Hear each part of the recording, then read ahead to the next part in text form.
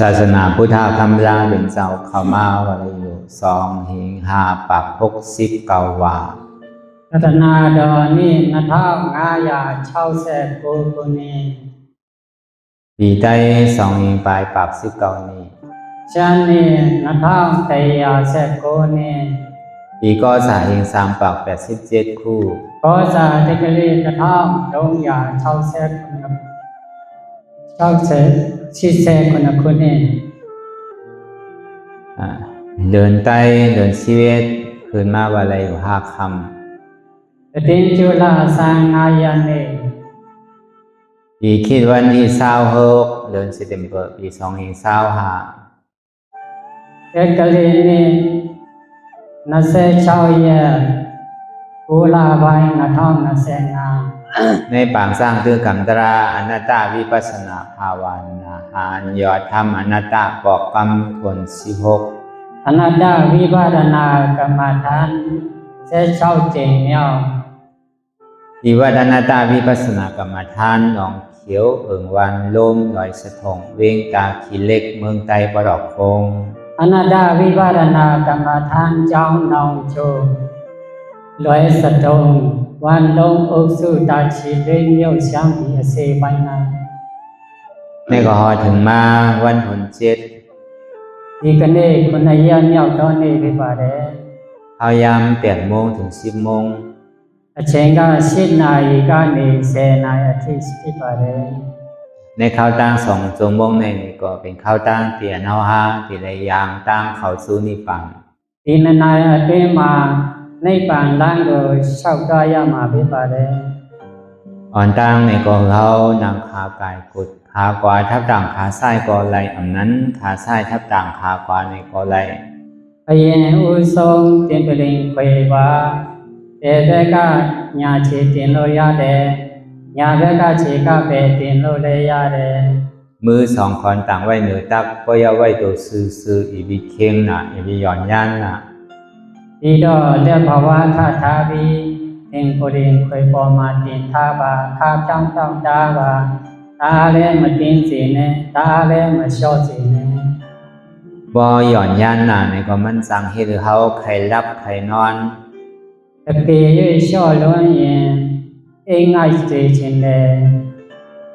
บ่เคียงบนดีน่ะในก็สั่งให้เฮาใครห้องใครให้ใครสั่นတကယ်၍တင်းလွန်းရင်စိတ်ပြန့်လွန်းတတ်တယ်ဒုက္ခတတ်တယ်บ่เคียงน่ะก็เอาสติอ่อนโหบ่ยานน่ะก็เอาสมาธิอ่อนโหတကယ်၍တင်းလွန်းရင်တတိဥဆောင်သိမှုဖြစ်ပါတယ်တကယ်၍လျှော့လွန်းရင်ธรรมติဥဆောင်မှုဖြစ်ပါတယ်เคียงก้นหย่อนย่านก้นนั่นเป็นเส้นตั้งสายกลางเส้นตั้งสายกลางนี่เป็นเส้นตั้งปิญญามันเตียนลุนมาช่วยลุนแต่ถ้าอะไรลันเจ้าไม่ใช่ว่าปฏิปทาปิญญาลันเจ้าป่าเพราะนั้นนะก็ตัวเฮาเคียงก็ใจเฮาเคียงก็ตัวเฮายานก็ใจเฮายานถ้าจำเราโกเตียนและเสกเตียนเลยโกช่อและเสกช่อเลยเคียงย่านในห้องว่าเป็นปิญญามาชอบมาติ้งหาปิญญาลันจังบ่าเพราะนั้นในแหละในก็คือเขารับหูเนื้อเพื่อพยายามปิญญาพอเมื่อเขาใส่หลีเอาอิดสร้างตือกำน้ำตามันน้าโตไปทาบีญาณน้าโตเป็นทาบากองน้าทองบีนาอยู่มาตาบาเนอยู่บียามจิตตงยามาบิบาเลยรับตาเนื้อเปิดตาญาณปิญญาอยากตัวที่มันน้อวิญญาณอาศัยเปลี่ยนเฮาผู้นั่นอันไรเสียนอันเปลี่ยนมันพุทธบอกเกิดขึ้นเป็นมานั่นในเกาะเฮาก็หมอวนวางแตบตัดเป็นอนัตตาอะไรธรรมะเมสีโกไปทาบีญาณเมสีโกเป็นทาบาเตตปอดยาอติเสนามาบอกเป้าลามาโซอนัตตาตปอใส่ยาวอ่างเจนตรงอาทวาอ่อนดังสุดเฮาไปหันเจ็บไปหันทุกข้าไปป่องแสงแรงใจเหนืออนัตตาในเกาะด้วยที่ลมเถยใส่เข้าออกอ่อนดังไอเย็นซองนามูเจมูทุกข้าตะบอเลยน้ำมาเลเดชมาอนัตตาตะบอเลยน้ำมาเลเดชเทมา ဝင်လေထက်လေကိုအရင်ကြည့်ရှုမှတ်ပါ เข้านี่ก็เฮาวนว่าเกิดออกนี่ก็เฮาวนว่าตายป้องนี่ก็เฮาวนว่าเกิดเวียบนี่ก็เฮาวนว่าตายนี่ ဝင်လေဝင်တဲ့အချိန်တည်တယ်လို့ရှုမှတ်ပါထွက်လေထွက်တဲ့အချိန်ဝင်လေဝင်တဲ့အချိန်ဝင်ရင်မွေးတယ်လို့ရှုမှတ်ပါထွက်လေထွက်တဲ့အချိန်တည်တယ်လို့မှတ်ပါဖောင်းလာတဲ့အချိန်ပိုက်ကဖောင်းလာတဲ့အချိန်မှာမွေးတယ်လို့ရှုမှတ်ပါပိန်သွားတဲ့အချိန်တွင်တည်တယ်လို့ရှုမှတ်ပါ เข้าย่อมออกก็ไม่ได้ออกย่อมเข้าก็ไม่ได้ป้องย่อมเวียบก็ไม่ได้เวียบย่อมป้องขึ้นนี่ก็ไม่ได้ တကယ်၍ဝင်သွားရင်ပြန်မထွက်လည်းမရပါဘူးထွက်သွားရင်ပြန်မဝင်လို့လည်းမရပါဘူးဖောင်းပြီးရင်ပြန်မပိန်လို့လည်းမရပါဘူးပိန်ပြီးရင်ပြန်မဖောင်းလည်းမရပါဘူး พอมันเข้าย่อนี่มันออกก็ตายพอมันออกย่อมเข้าก็ตายพอป้องย่อมเวียบก็ตายพอเวียบย่อมป้องขึ้นนี่ก็ตายนี่พอตายแล้วก็โลกเกิด တကယ်၍ထွက်လေထွက်သွားပြီးပြန်မဝင်လည်းတည်တတ်ပါတယ်ဝင်သွားပြီးပြန်မထွက်လည်းတည်တတ်ပါတယ်ဖောင်းပြီးမပိန်လည်းတည်တတ်ပါတယ်ဒီပိန်ပြီးပြန်မဖောင်းလည်းတည်တတ်ပါတယ် พอบ่มีอาจ้องเกิดจนได้มีอาโจเท่าพอบ่มีอาจ้องเท่าจนได้มีอาโจเป็นก็บ่มีอาจ้องเป็นจนได้มีอาโจตาย မွေတော်အကြောင်းကြောင့်အိုနာအိုချင်းဖြစ်ပါတယ်အိုတဲ့အကျိုးရလာပါတယ်အိုတဲ့အကြောင်းကြောင့်နာချင်းယောဂရလာပါတယ်နာချင်းရဲ့အကျိုးပါနာချင်းရဲ့အကြောင်းကြောင့်သိချင်းဆိုတဲ့အကျိုးတရားကိုရလာပါတယ် ก็บ่นั้นนี่แหละอันนี้เฮามาหาอาจ้องเหตุทางเอาอาจ้องที่อันนำเกิดที่อันนำเท่าที่อันนำเป็นที่อันนำตายนี่ ဒါကြောင့်မလို့ဒုက္ခသစ္စာအကြောင်းကိုလာရှာတာပါလာရှာတာမွေတဲ့အကြောင်းတည်တဲ့နာတဲ့အကြောင်းအိုတဲ့အကြောင်းတည်တဲ့အကြောင်းရှိမှမရှိအောင်လာရှာတာပါ ก็บ่ยังตึกที่มีหลองตั้งเกิดตั้งตายนี่ก็ที่ทุกข์อยู่ที่นี่ တကယ်၍မွေမှုအိုမှုနာမှုတည်မှုရှိရင်အမေတန်ဒုက္ခရောက်နေမှာပါပဲ พอใครป่วนลองตั้งเกิดตั้งเท่าตั้งเป็นตั้งตายนั่นนี่ก็ที่ได้อยากโดยสภาวะเปิงเต้ที่มันเป็นอยู่ในตัวในใสในอยู่นำขันธาใน တကယ်၍မွေမှုအိုမှုနာမှုလွတ်မြောက်စေခြင်းရင်ဒီခန္ဓာကိုယ်ရဲ့ကနာမှုခြင်းမှုခိုက်ခဲမှုတွေကြီးစုခန္ဓာထဲမှာဆွမှတ်ပွားများရမှာဖြစ်ပါတယ် ตัวซื่อล่ะเนี่ยตัวบ่นตัวตั้งดอกไหลสังตั้งในไหลสังอันที่เฮามีหลองตั้งอยู่ทิศอยู่เปิงว่าเป็นตัวของเฮาเป็นใจของเฮาเป็นเวทนาของเฮาอันว่านั้นอันไหนเฮามีหลองตั้งหันทิศวนทิศไว้ ဒီလိုကြည့်ရမယ်ဆိုရင်ငါတို့အထင်မှားမှုဆွဲလန်းလာတဲ့ဟာငါကိုငါဟာငါအန္နာငါဥစ္စာအဲ့ဒါလိုဆွဲလန်းထားတဲ့အကြောင်းပါ เพราะว่ามันเป็นของเฮาเต้นี่อย่าไปมันเฒ่ามันเกะอย่าไปมันเป็นมันตายหึงมักมีหลีเป็นคือมันหังหลีหังงามไว้กูกินกูข้าวยาม တကယ်၍ငါတို့ဟာအစစ်အမှန်ဖြစ်တယ်ဆိုရင်ဟောအိုဖို့မနာဖို့တရေမတွင်းဖို့အမေတန်တာမီရမှာပါအခုတော့တာမီလို့မရပါဘူး เพราะว่านั้นพอมันเฒ่ามาเต้ๆนี่ก็มีหูก็หนกมีตาก็โมมีเขียวก็วางมีเนื้อมีหนังก็เหี่ยวลูกอยากนั่งอยากไปอยากลูกก็ข้างนั่งก็ข้าง ဒါကြောင့်မလို့အိုလာပြီဆိုရင်မျက်စိလည်းမုံနားလည်းထိုင်ခါလည်းကိုင်းထားလို့လည်းခက်တွားလို့လည်းခက်အလုံးဟာဒုက္ခအလုံးတွေပဲ อันนั้นมันหันถึงว่ามันกึมมันเกิงมันจ่ายมันหลองที่ดี ဒါကြောင့်မလို့ဒီအမြင်ဟာမတည်နေမှုအိုမှုနာမှုကျင်မှုကျင့်ကြံမှုတွေပါ ก็เป็นนั้นน่ะก็เพื่อว่ามันใจของเฮาเฮาจึงดิ่มอุปเปิงไร ဒါကြောင့်မလို့ကိုယ်ဥစ္စာမဟုတ်လို့အစိုးမရမပိုင်မဆိုင်တာပါ จังว่าอันมันจำเฮาหนังเนี่ยอันในตัวเฮาเนี่ยอันเฮามานั่งอ อยู่เมื่อเหลียวพอมันโกนมันขึ้นมันเหมยมันแกนมาอันโกนขึ้นเหมยแกนเนี่ยเป็นอโศกของทุกขาဒါကြောင့်မလို့လာတရားလာထိုင်တဲ့ချိန်နာမှုကျင်မှုကြိုက်ခဲမှုဟာငါဟာမဟုတ်ဘူးဒုက္ခသဘောပါလို့พอเจ็บมีที่ไหลก้นขึ้นมีที่ไหลเก่าก็มันมีที่นั้นနာမှုကျင်မှုเป็นหน้ามาပေါ်ပေါက်လဲဆိုရင်ကိုနာမှာပဲငါဆိုတာก็ရောက်နေပါတယ်ก็เปิดทุกขาเสียจาในสมุทัยเสียจาเนี่ยมันคือกันไว้อยู่ဒါကြောင့်မလို့ဒုက္ခသစ္စာနဲ့သမုဒယသစ္စာအတူတွဲလက်ရှိနေပါတယ်เงาจ้องทุกขาห้องว่าตัวสมุทัยเสียจานั่นเป็นหัวเก่าเป็นขาเก่าเป็นมือเก่าเป็นตัวเก่าเป็นโกนเก่าเป็นไส้เก่าเป็นเจ็บเก่าဒုက္ခသစ္စာရဲ့အကြောင်းသမုဒယသစ္စာဟာငါကိုငါဟာငါဥစ္စာငါအနာငါတိပါအဲ့ဒါကိုငါဟာပဲလို့အဲ့ဒါဆွဲမှတ်ထားတာပါก็วันนั้นเฮาต้วยเขาก็ในตัวในนี่ต้วยว่าอ๋ออัตตาสัมมาเป็นหูเก่าขาเก่ามือเก่าตัวเก่านี่อนัตตาเนี่ยสัมใจหูเก่าขาเก่ามือเก่าตัวเก่านี่ဒါကြောင့်မလို့ကိုခန္ဓာထဲမှာကြည့်ရှုသွားရင်အတ္တကတော့ငါကိုငါဟာငါဥစ္စာငါပစ္စည်းငါအလုံးဟာငါတွေပဲလို့အနတ္တတဘောကငါကိုငါဟာငါကောင်းငါချင်ငါလက်မဟုတ်ဘူးလို့အဲ့ဒါလိုစัจจิနေတာပါบอกว่าตัวในมันนำใจของเฮามันใจของเก่ามันเป็นของเก่ามันเป็นอนัตตาတဘောပေါက်စေခြင်းဒါက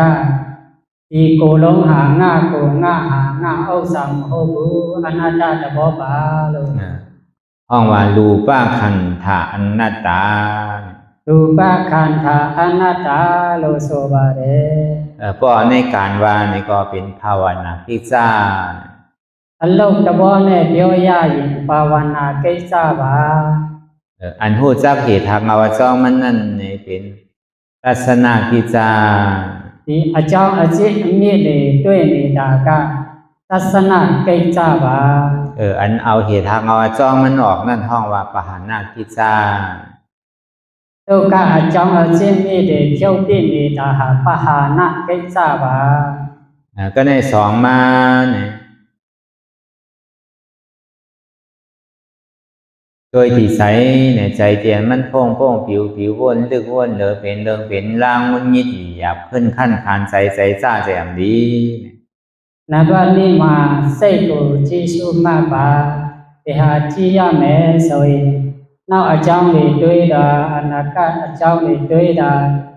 အလုံးလျှောက်တွေးနေတာဟာအဲ့ဒါငါတို့မပိုင်ဘူးမဆိုင်ဘူးအနတ္တစိတ်ဟာလည်းအနတ္တတဘောပါလို့ရှုမှတ်ပါก็เบอร์สายเดียนมันเป็นอยู่นั่นนี่ก็เฮาดีกว่าที่ฮับตับมันได้มันวนตั้งหลังนี่ก็คือฮู้ว่ามันวนตั้งหลังอันมันวนรองตั้งหน้านั่นนี่ก็คือฮู้ว่ามันวนรองตั้งหน้าอันมันวนสังลาลานั่นนี่ก็คือฮู้ว่ามันวนสังลาลาဒါကြောင့်မလို့စိတ်ဟာတားမြစ်လို့မရပါဘူးဒါပေမဲ့စိတ်ကနောက်ကြောင်းတွေတွေးနေဆိုရင်နောက်ကြောင်းတွေတွေးတယ်လို့မှတ်ပါအနာဂတ်ကိုစိတ်ကတွေးနေရင်အနာဂတ်တွေးတယ်လို့ရှုမှတ်ပါပိစုပန်ပါမမတွေးဘူးလေဆိုရင်လည်းပါမမရှုမှတ်မတွေးဘူးဆိုတာအဲ့ဒါလည်းပြန်မှတ်ပါใจเดียมันพวกหมู่กาวากาเป็นมีขอบมีแหลนนั่นนี่ก็คือฮู้ว่ามันวนกว่ากาวากาเป็นมีขอบมีแหลนစိတ်ဟာသူ့အတွင်းနဲ့တွဲလွယ်မှုတွေအဆုံးတော့မရှိဘူးဆိုရင်လည်းဒီစိတ်ဟာတွဲမှုတွေတားလွန်နေတယ်ဆုံးမှုတော့မရှိဘူးလို့စိတ်နဲ့ပြန်ရှုမှတ်ပါตั้งหลังพวนมานั่นนี่ก็มันสุดเสียงขึ้นเย้าเลยมันเอาขึ้นไหลเมื่อหนังคนตายตัวเองနောက်ကြောင်းဟာတွင်းနေတယ်နောက်ကြောင်းကလူတွေတဘောနဲ့တူပါတယ်ပြန်ယူလို့မရပါဘူးอันมันก็วนเจนจาลองตั้งนานนั่นนี่ก็เหมือนหนังคนตึกนอนรับบ่เคยอนาคตကိုစဉ်းစားမြင်တွေးတောစဉ်းစားမြင်တယ်လူနဲ့အိပ်ပျော်တလို့နေပါပဲอันมันหันอยู่ซ้ำวนอันมันวนอยู่หันนี่ก็เหมือนหนังคนตาบอดตัวเองแต่แก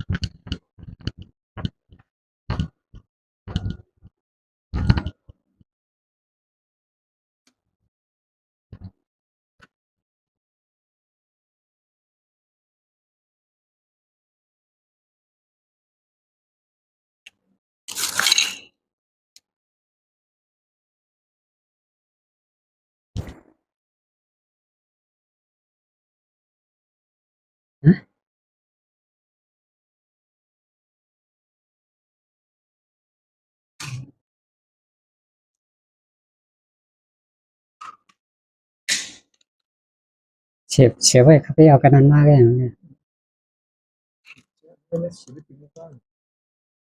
อ๋อ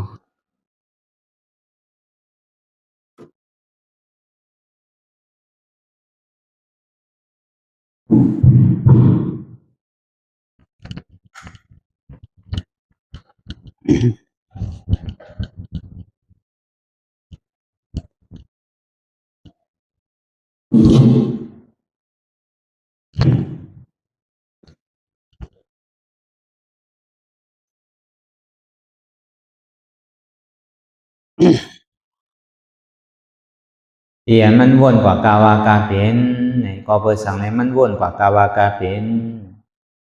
ဒီအတေးရောမောဟဘာကြောင့်တွေ့နေတယ်လဲစဉ်းစားก็เปิดว่าใสนี่ก็มันใจของเฮาเนี่ยมันเป็นอนัตตาဒီစိတ်သဘောဟာလည်းငါပိုင်ငါဆိုင်မဟုတ်ဘူးအနတ္တသဘောပါใจนี่ก็อ่ำใจเก่าอนัตตาစိတ်ဟာလည်းငါဟာမဟုတ်ဘူးအနတ္တသဘောပါวิญญาณขันธะอนัตตาวิญญาณขันธะอนัตตาလို့ဆိုပါတယ်เหมือนเฮานั่งหลับตา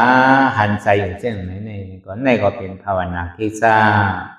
ဒီမျက်စိပိတ်ပြီးတရားထိုင်စိတ်ကိုရှုမှတ်နေတာဘာဝနာကိစ္စပါอันผู้เจ้าเหตุทางเอาจ้องลองเจลองใจนี่ก็เป็นทัศนคิสาစိတ်ရဲ့အကြောင်းအချက်အမြစ်တွေတွေ့မြင်နေတာသစ္စနာကိစ္စပါอันหมอเอาออกอัตตาที่มันยิบยับกับไว้ใสนั่นนี่ก็เป็นปหานาคิสาဒီစိတ်ရဲ့ဆွဲကပ်မှုဆွဲဖြုတ်နေတာဟာပဟာနာကိစ္စပါท่านนี่สามมานี่บางสิ่งบางข้าวบางย่ามนี่ก็เปรียบๆมนๆเซ่อๆยุ่งๆโขๆบางสิ่งบางข้าวบางย่ามนี่ก็ขี้ใจมองใจใจอำนี้ใจอุใจให้ใจห้องใครห้องใครให้บางสิ่งบางข้าวบางย่ามนี่ก็หลีหลุๆจ้าหลุๆเนี่ยနံပါတ်3မှာစိတ်ဟာတစ်ခါတလေဒုက္ခရှိရန်လွန်မှုတွေတွေ့ကြုံရတယ်တစ်ခါတလေပျော်ရွှင်မှုဝမ်းသာမှုတွေကြုံတွေ့နေရတယ်ที่อันเจ็บทุกข์ที่มันปอกเกิดขึ้นเป็นมานั่นในธรรมราของโลกโลกข้าแต่นี่ก็มันติโกอันสุขที่มันปอกเกิดขึ้นเป็นมานั่นในธรรมราของโลกโลกข้านั่นมันติเจิกที่อันทุกข์ก็หลู่ๆสุขหลู่ๆที่มันปอกเกิดขึ้นเป็นมานั่นนี่ก็มันติว่าเป็นอุเบกขาโจแก้บโจข้าวนี่ဒီစိတ်ရဲ့သဘောဟာဒုက္ခချမ်းသာမှုကြုံလာရင်ဝမ်းမြောက်တတ်ပါတယ်ဒုက္ခရှိရမှုကြုံတွေ့လာရင်မလိုချင်မုန်းတီးပါတယ်လွတ်မြောက်စေခြင်းနဲ့ဒုက္ခสุขဥပေက္ခဝေဒနာပေါ်ပေါက်လာရင်ပြင်းရတတ်ပါတယ်ก็ในโลกาวาเด้นี่ก็มันไหลลองซ้อมนำတကယ်လောကတဘောနဲ့ကြည့်မယ်ဆိုရင်ဒီရေနဲ့ရှင်းရှင်းကြတာလို့လိုက်နေပါလေလိုက်ရှင်းရှင်းနေပါလေอันนำธรรมดาของโลกโลกานั่นนี่ทุกข์มันปอกมาก็คือก็อยากอีวิโกสุขมันปอกมาก็อยากอีเนี่ยโจมเตออุเบกขามันปอกมาก็คือนี่ก็อยากพิฆานธรรมดาโลกမဟုတ်တဲ့ဟာဆိုရင်ဒုက္ခချမ်းသာမှုရောက်လာရင်လည်းမဝါတာပါနဲ့ဒုက္ခဆင်းရဲမှုရောက်လာရင်လည်းမကြောက်ပါနဲ့ဥပေက္ခပေါ်ပေါက်လာရင်လည်းမပြင်းပါနဲ့ ในเวทนานั้นนี่พอเดี๋ยวในปรมัตถ์มันว่าเต้นี่ปรมัตถ์ไทยเสจาว่าเต้นี่ก็เจ็บเกาเสียบเกาไม้เกาก้นเกาเน็ดเกาคืนเกานักเกาแข็งเกานี่มันสิว่าสิไหนเวทนาตะบ่เนี่ยจิแม่ဆိုရင်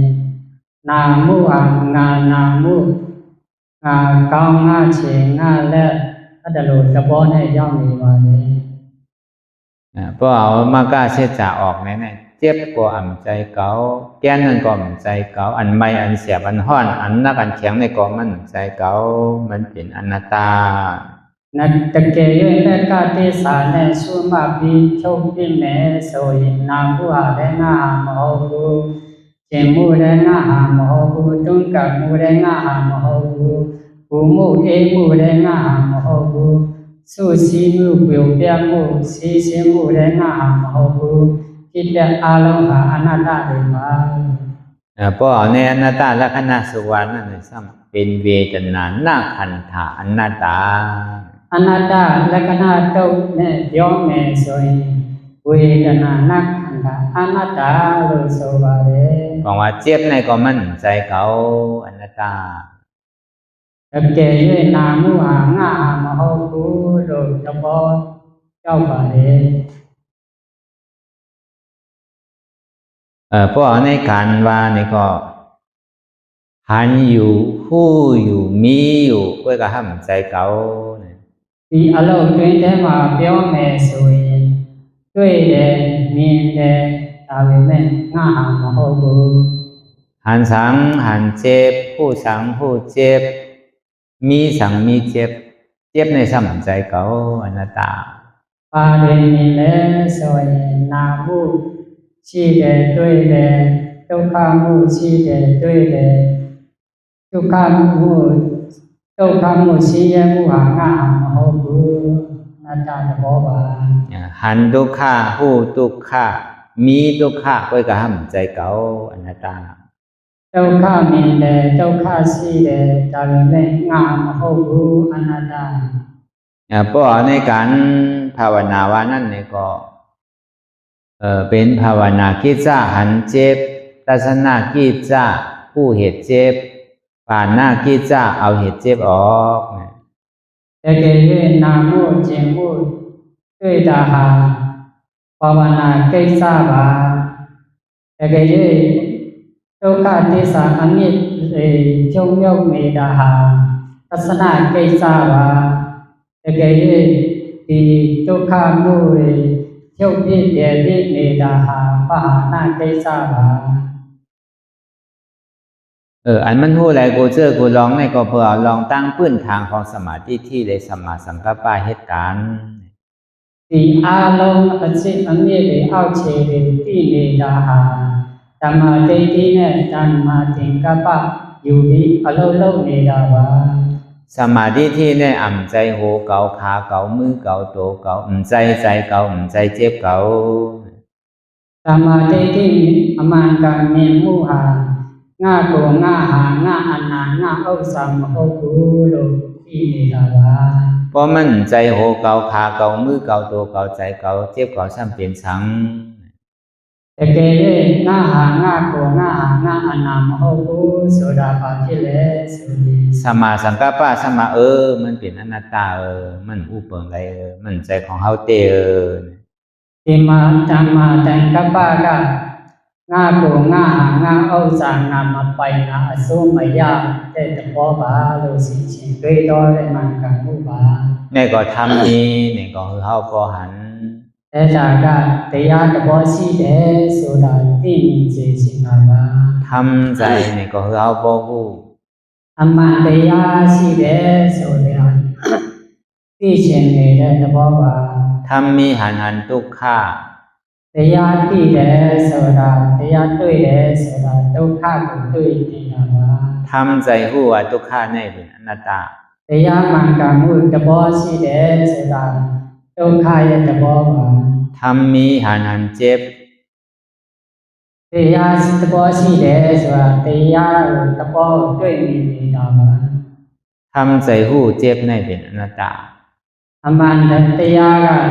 က ဒုက္ခသဘောကိုတွေ့နေပြီးအနတ္တလို့သဘောထားပါ เมื่อนังพุทธคำลาเป็นสาวว่าไว้ก็ไหลหันทุกขะก็นั่นหันตราก็ไหลหันตราก็นั่นหันพลา အမှန်တကယ်ဘုရားရှင်ဟောထားတဲ့အတိုင်းပါပဲတရားကိုတွေ့နေရင်ဘုရားကိုမြင်အနာကိုတွေ့ရင်တရားကိုတွေ့နေနေတာပါဘုရားတရားကိုတွေ့နေရင်ဘုရားကိုကိုယ်တော်တိုင်တွေ့နေရဖို့မြင်ရတယ်လို့ပါပဲ ปองว่าพอหันทุกขะหันเจ็บก็หันตราหันทุกขะหันเจ็บก็ปองว่าหันตราหันพลา နာကိုမြင်ရင်လည်းတရားနဲ့မြင်တယ်လို့တရားနဲ့မြင်ရင်ဘုရားကိုမြင်ရတယ်လို့ပါပဲ พอใครคือเจ็บสุดนั่นเนี่ยก็หลดตัวคือมันพอใครคือเจ็บหายนั่นเนี่ยก็หลดตัวคือมันสุดพอใครคือทุกขะหายนั่นเนี่ยก็หลดตัวคือมันสุดพอใครคืออัตตาตกพุทธขาดหายนั่นเนี่ยก็หลดวางอัตตาคือไร တကယ်၍နာမှုပြောက်စေခြင်းရင်နာမှုကိုကုန်ဆုံးအောင်ကျေးဇူးပါတကယ်၍ဒုက္ခကိုကုန်မြောက်စေခြင်းရင်ဒုက္ခကိုကုန်ဆုံးအောင်ကျေးဇူးပါ พอใครป่วนเจ็บป่วนทุกขะนั่นอย่าไปปลายมัน တကယ်၍ဒုက္ခနဲ့နာမှုကိုလွန်မြောက်ခြင်းရင်မရှောင်ပါနဲ့ ปลายก็ป่วนไร ဘယ်လောက်ပဲရှောင်ရှောင်မလွတ်မြောက်နိုင်ပါဘူး มันเหมือนหนังเงาแหลนซ้อมปวนเฮา အရေးပမာကိုနဲ့အမြဲတမ်းလိုက်နေလို့ပါပဲ พระเป็นเจ้าเนี่ยก็สอนคือผู้จักทุกขะคือเลยหมออยู่ซ้อมทุกขะ ဘုရားရှင်ကတွင်တင်ဟောပြောဆုံးမထားတာကဒုက္ခကိုမြင်အောင်ကြည့်ဒုက္ခနဲ့အတူတူနေပေါင်းနိုင်အောင်ကြည့်ဆိုအဲ့ဒါရှုမှတ်ခိုင်းတာပါ ก็ไปอยู่ในโลกโลกาค่อยกับมันติดโลกโลกา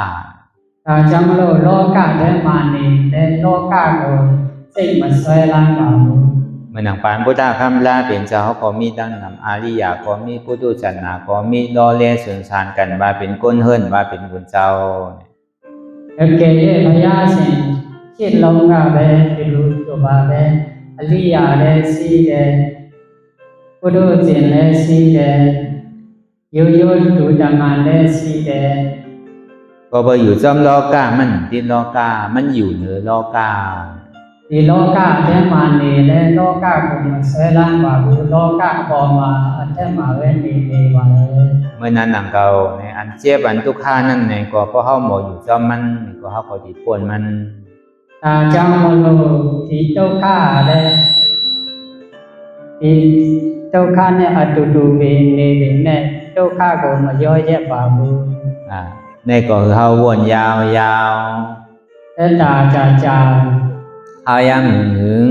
ကြာစေစွာတွေ့တော်ရှုမှတ်ပါ อย่าไปว่าไว้ป่น ဒါလည်းမမြန်လုံးပါနဲ့ อย่าไปว่าเทิงป่น ဒါလည်းမနေလုံးပါနဲ့ เตียนเฮาหัน မြင်မှုတွေဟာ เตียนเฮาวน တွေ့တော်မှုတွေဟာ คือมันเพ่งเพ่งกัน ညီညီမျှဖြစ်သွားအောင် วนต่อถึงเจ็บนั่นพอสุด ဒုက္ခကုန်ဆုံးတော်ဖြစ်ရှုမှတ်ပါ วนต่อถึงทุกขานั่นพอสุด ဒုက္ခကိုကုန်ဆုံးအောင်အတိရှုမှတ်ပွားများပါ ตัดต่อถึงอัตตานั่นพอตกพุทธขาดกว่า အတ္တကြိုပြင်းပြည့်စည်သွားအောင်ကျေးဇူးရှုမှတ်သွားပါ อันใดที่มันเกิดขึ้นเป็นมานั่น ပေတဘောတရားမဆိုပေါ်ပေါက်လာရင် คือเฮาหมอวางเป็นอนัตตา အနတ္တတဘောဖြစ်အောင်ကျွတ်လို့ပါ วนลองเปินอัมมีเปิน သူများအကြောင်းတွေးမြင်တယ်သူများဆိုတာမရှိပါဘူး วนลองเขาอัมมีเขา သူအကြောင်းတွေးမြင်တယ်သူဆိုတာမရှိပါဘူး วนลองเฮาอัมมีเฮา ငါတို့အကြောင်းတွေးမြင်တယ်ငါတို့ဆိုတာမရှိဘူး วนลองเกาก็อัมมีเกา ငါတဘောတွေးမြင်တယ်ငါဆိုတာမရှိဘူး อันใดมันปอกเกิดขึ้นเป็นมานั่นนี่ก็เฮาหมอวนวางเพ่งกันอย่าไปลงอย่าไปลืมอนัตตา ပေတဘောတရားပေါ်ပေါက်လာမှဆိုအနတ္တတဘောတရားလို့တဘောထားပြီးအနတ္တကိုမမေ့ပါနဲ့အနတ္တလို့ရှင်းရှင်းတွေ့ရောကျင့်ကြံအားထုတ်သွားကြပါ